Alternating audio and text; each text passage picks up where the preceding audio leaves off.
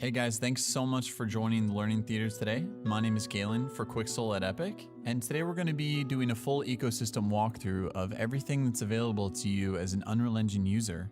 I'm going to be using the scene that my colleague Isaac Crawford actually created as the vessel for all the information today, and it's available for download in the marketplace, so we'll put a link for that down below. We'll be going through Bridge, Mixer, and a couple other tips and techniques for working with Megascans inside of Unreal Engine, so let's go ahead and jump in.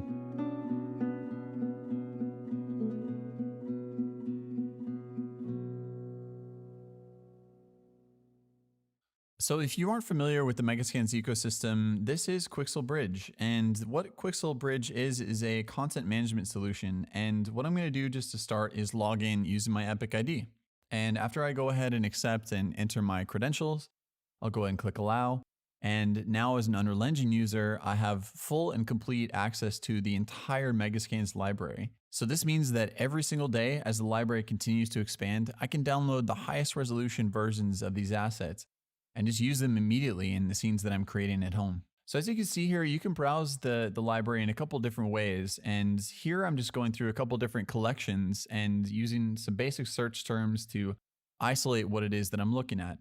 And as you can see, there's a wide variety of different asset types here, be it 3D assets, surfaces, decals, atlases, and everything you could possibly need in order to assemble the worlds that you're creating. I'm also able to browse each individual asset here in being able to isolate the individual channels, be it albedo, roughness, normal.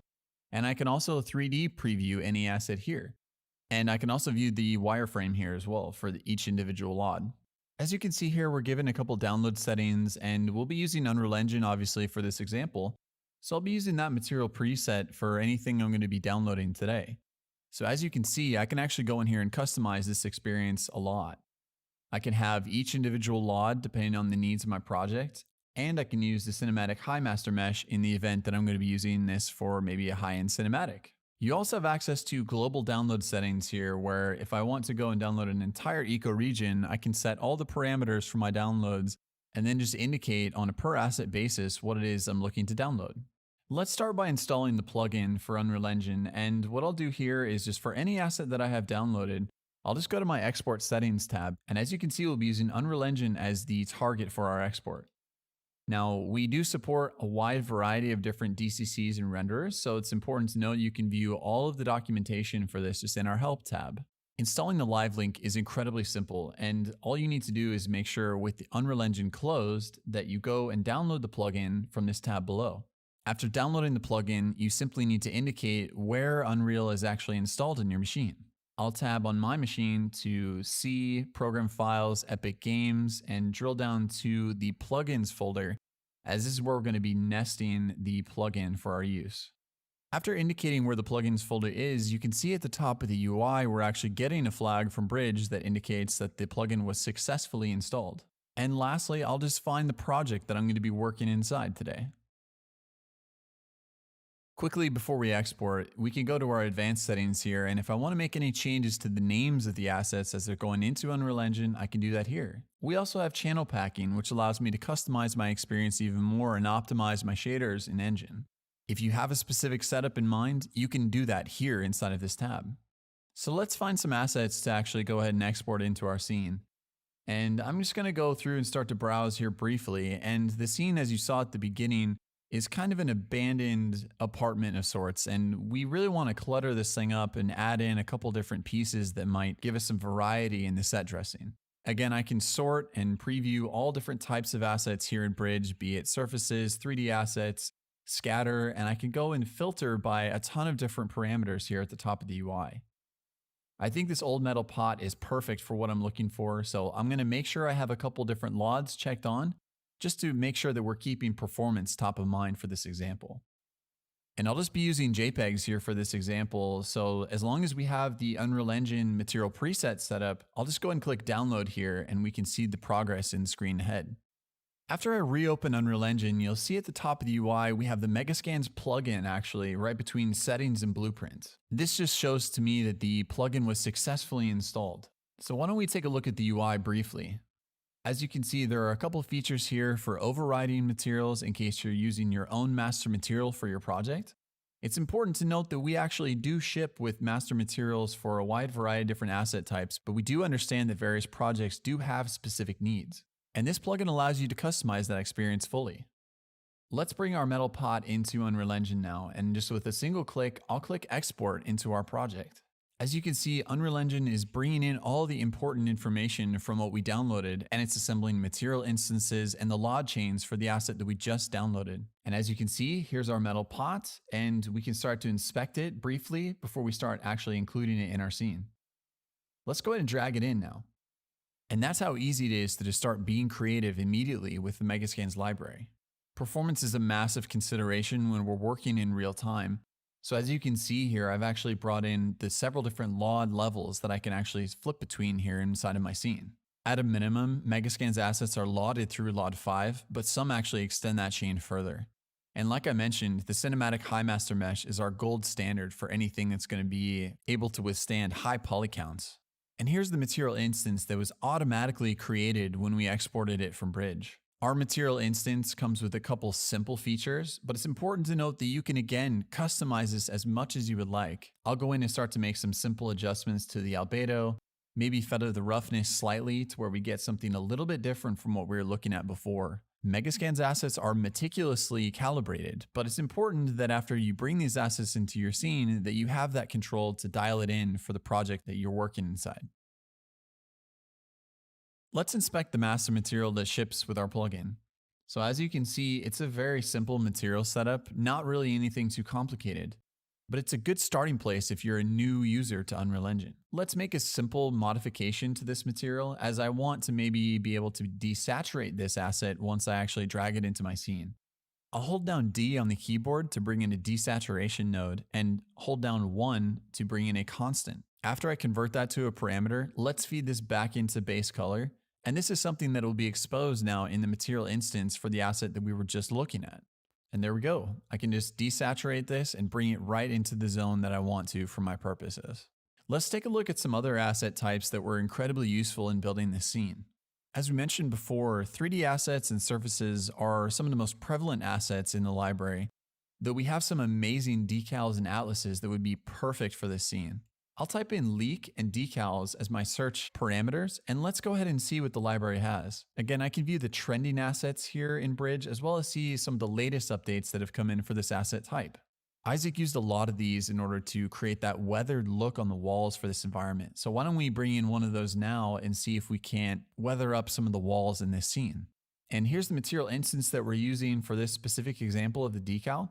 I've already sized up the decal here, so I'm just going to drag it into place and find an area where I think it would work for this specific wall. And we can also go in and start to adjust the roughness here in case I want to maybe have it look like water has been pouring down the side of this wall. And of course, we'll dial in the albedo here slightly to where we get the exact color that we're going for. Creating material blends is incredibly simple here with the Megascans plugin. So what I'll show real quick is just being able to select a couple different material instances. In this case, I'll select these 3 assets and select the Create Material Blend button with the Megascans plugin. If I go back into my content browser and I find the Blend Materials folder that's been created, I'll find a new material type here that the plugin automatically created for me. Isaac has already done a great job of painting this thing up, but why don't we make some simple adjustments here so you guys can see the functionality of the existing material. As you can see, I'm just painting on a per vertex level here in my modes tab. All the channels that we're looking at, be it red, green, blue, or the alpha channel, all store information on a per vertex level where we can go in and actually paint in various materials. We're only blending on a per vertex level here just to keep the math pretty simple for this, but it's important to note that you can actually go in and customize this even further. If you wanted to maybe have noise go in and break up the way that the transition happens between materials, that's something that's entirely possible. And again, this is just a very simple material, but you're given a whole slew of different parameters to play with to dial in the look of exactly what it is that you're building. So I can affect my roughness, my normal intensity, or maybe I want to affect the tiling to where I get the textile density that I'm looking for on this surface. These are just a couple of the basic techniques that Isaac was using in order to create this very weathered look for this environment. We also have a world aligned blend feature for this material, and this will allow you to pair up a surface and a 3D asset in the event that you might want maybe sand or snow to accumulate on the up vector of a surface. Let's take a look at some of the vegetation in this scene, as this is one of the most realistic elements that made up this environment. Our foliage material, again, is very basic in nature, but does allow you to have a huge amount of control to dial in the specific look of the vegetation that you're working with. Whether you want some color variation on a per instance basis, or if you want to affect the subsurface scattering, this is all available inside the shader. We've also added some simple winds, and this will allow you to add in some subtle realism if you have a wind actor in your environment. I know that Isaac added in some very subtle movements to this scene, and it really made it just that much more realistic in the renders. And again, here's the master material that we're using for the foliage, which can totally be customized for your purposes after the fact. Our vegetation team is one of the most talented groups of people I've ever worked with, and you can see the attention to detail in all the scans that come out of our vegetation side.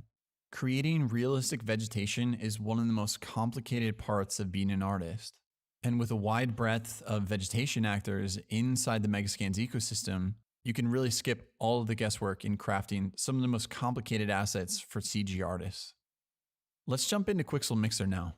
Mixer is a standalone 3D painting application that will allow you to leverage the entire Megascans library in bringing your own custom assets, as well as retexture any Megascans asset that you can imagine. It's a non-destructive workflow with a zero learning curve approach to the user experience. We have a huge amount of training content on our YouTube channel specifically for this application, so if you're interested in mixing new surfaces or some of the more advanced techniques for 3D painting, definitely be sure to check out our YouTube channel. And with Mixer 2020, we've made some massive improvements to this application. The first obviously being 3D functionality. Being able to bring in your own assets and texture them in this application is just a breeze. And again, having the full Megascans library at my fingertips just makes this such an enjoyable process.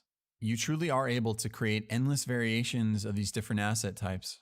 And with the dozens of smart materials that we ship with, you can quickly texture an asset just in seconds. Mixing surfaces has never been easier, and in an always tiling environment, you're able to bring in your own custom assets, paint across seams non-destructively, and again leverage everything in the Megascans library to craft something completely new. We also have some procedural features inside of Mixer that just give you even more flexibility for some of the assets you might be looking to create. And with a fully revamped mask stack, the user experience has become even more deep, while still maintaining a very simplistic approach to material authoring. And with full smart material functionality, you could retexture an entire ecoregion in seconds.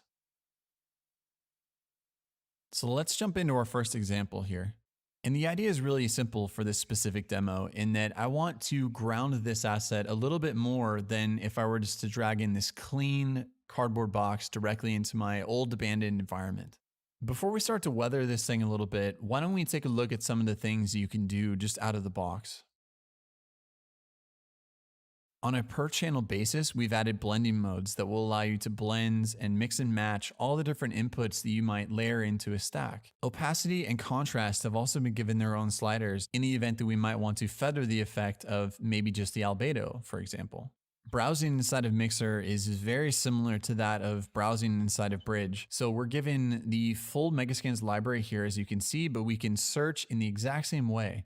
So if I want to maybe isolate just a surface as my category type, but then type in a couple simple keywords, I can see everything that's available to me that I can start to just mix and match for my scene.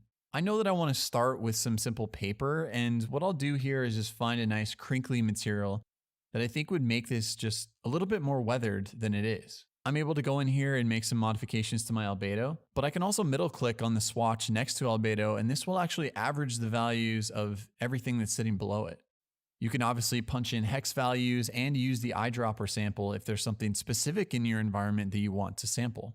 Toggling certain layers is also incredibly powerful in that you can go in and be able to very quickly just bring in maybe normal information from a specific surface. And I'm going to make some modifications to the roughness here as well, as we want this to feel a little damp, maybe like it's been sitting there for a long time. Let's continue to weather this box a little bit more, and I know that I have some cardboard materials in my library, so why don't we bring in just a simple cardboard material on the surface. We've added in hexaplanar projection into Mixer 2020, which allows us to very quickly change the projection methods for the specific asset type. I'm given a radial slider on the side here, which will allow me to affect the way this material is actually projected on the surface of this 3D asset. I can also change it to a tiling method if I would like, and this just allows me to have the surface adhere to UV seams as opposed to the hexaplanar projection. Affecting the scale of the projection is something that will be really useful in dialing in the look that I'm going for. Now, I don't want this effect to be completely uniform across this entire asset. So what I think I'll do is I'll actually maybe have this only be affected from the top down. And now that we're able to isolate on a per channel basis some of these individual inputs, why don't we dial down the normal intensity just slightly? And I don't want this effect to be completely uniform across the surface, so why don't we have this be something that might have a gradient? If I add in a mask component on the side here, I can add in a position gradient, which will allow me to feather this effect from top to bottom. Adjusting the range will actually increase the sharpness of that fall off, and I can also change the way this position is actually affecting either displacement or the mesh itself. Let's bring in some moss now, as I think some moss might have accumulated on the bottom of this surface if it had been left there for a long time. And I'll just adjust the scale here slightly to where I get the exact scale of this material that I'm looking for. Once again, adding in a mask stack, I'll go to my position gradient and invert it so that I can actually get this just to come from below. All right, so I think this is looking really cool, but one of the things that I don't like is just how uniform that position gradient is. So why don't we break up that edge a little bit here? As I mentioned before, we have some procedural components inside a mixer that will give us a lot of flexibility in solving problems just like this one. I'll add in this Perlin noise, and what I'm going to do is just affect the frequency and the amplitude here to where I get a nice uniform look here that will break up that surface a little bit more than what we have. I'll also need to add in a projection modifier. As this is a 3D asset, I do want the seams to be corrected. This takes a little bit of adjusting and playing with, so I'll just go ahead and get it to a point to where I feel like it's looking pretty good and start to mess around with some different projection methods just to see the different looks. And after I mess around with all these different effects, I'll kind of get it to a place that I like and then add in a blend mode. In this case, I'll be using multiply, as I want this effect to be multiplied onto the gradient that we already put down below. And as you can see, this just breaks up that surface a lot more to where we're getting something that just looks a little bit more natural than what we had. And on top of blending modes, we obviously have an opacity slider that will just allow you to really dial it in. Solid layers are incredibly useful for projects like this in that I can isolate individual inputs that will allow me just to create something entirely new. So in this case, I want maybe a soft gradient of maybe some moisture that's again collected from the bottom of the box. So I'll just add in a solid here. And then with my mask stack, I'll go and add in that position gradient as we did before, turn off my albedo and maybe some of the other inputs, and then make it to where we have a nice gradient of moisture that's accumulating from the bottom. Playing with various blending modes here will really dial it in. So let's just find something that we like. You can also go in and preview masks as well as each individual map input just by going through the individual number keys. Let's pull the moss a little bit more into the range of what we just added in for our gradient, and then we'll move on to our next piece. As we mentioned earlier, decals and atlases are some of the most powerful assets that we have here in the library. We've got some pretty unique stuff, be it some tiling inputs that might scatter just some simple rocks or twigs and leaves on the surface. Or if we want, we can grab some of these more one-off type pieces like this cardboard and tape asset. If I switch my projection method to freeform, then I can go and actually offset this in X and Y, as well as rotate or scale the asset appropriately for my purposes. I kind of like where that one's sitting, but let's add in another one here. I really like this one as it's just like another piece of cardboard that maybe has been taped onto the top to repair some damage. And again, we'll just scale this appropriately to where we get it somewhere that we like. And again, I can dial in the roughness and the albedo here to where we're getting something that actually fits exactly for what it is that we have below. And the last thing I'm going to do here is maybe rough up the edges slightly. So I'll just add in another solid here and bring it into a range that I think would be nice. So in this case, it's going to be a little bit more desaturated from what we were working with before. And I'll add in a mask stack, and curvature is actually the input that we're going to be using for this example. So this is real-time curvature, and this will allow me to just make some simple adjustments to the way that the curvature is actually affecting the surfaces below. I can either have it rely entirely on the underlying mix, or I can have it just adhere to the mesh itself. I like a lot of the crinkly elements that we've added with some of the paper assets down below. So why don't we just play with the levels until we get something that we think would work for just beating up the edges slightly. There's also an anti-aliasing and soft mesh option here on the side, and that will just allow you to really customize the experience based on the mesh that you're using.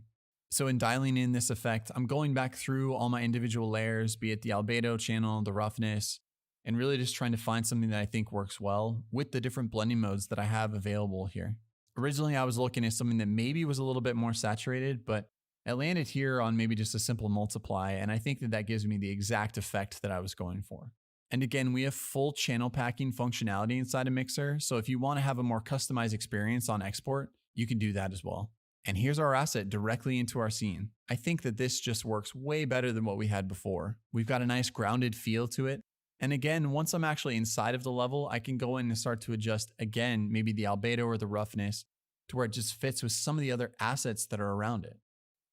Well, this was just a really quick preview of the Megascans ecosystem. And like I mentioned at the beginning of the video, I would really encourage everyone to go over to our YouTube page where we have extensive learning materials. Whether you want a deep dive into what we have for Bridge or you want to go through entire asset pipelines with Mixer, we have all these videos available. We'll be continuing to offer all of these different environments that you're seeing here for these examples available on the marketplace for free for all Unreal Engine users. So definitely keep your eyes peeled on the marketplace as we'll be uploading a lot of content over the coming months. And as always, we'd love to hear what our community wants as far as learning materials. So definitely feel free to drop us a comment below if you have any suggestions about future tutorials. Thank you guys so much for watching today. If you haven't already, make sure to check out some of our other Learning Theater presentations that are available on the channel. And we'll see you guys on the next one.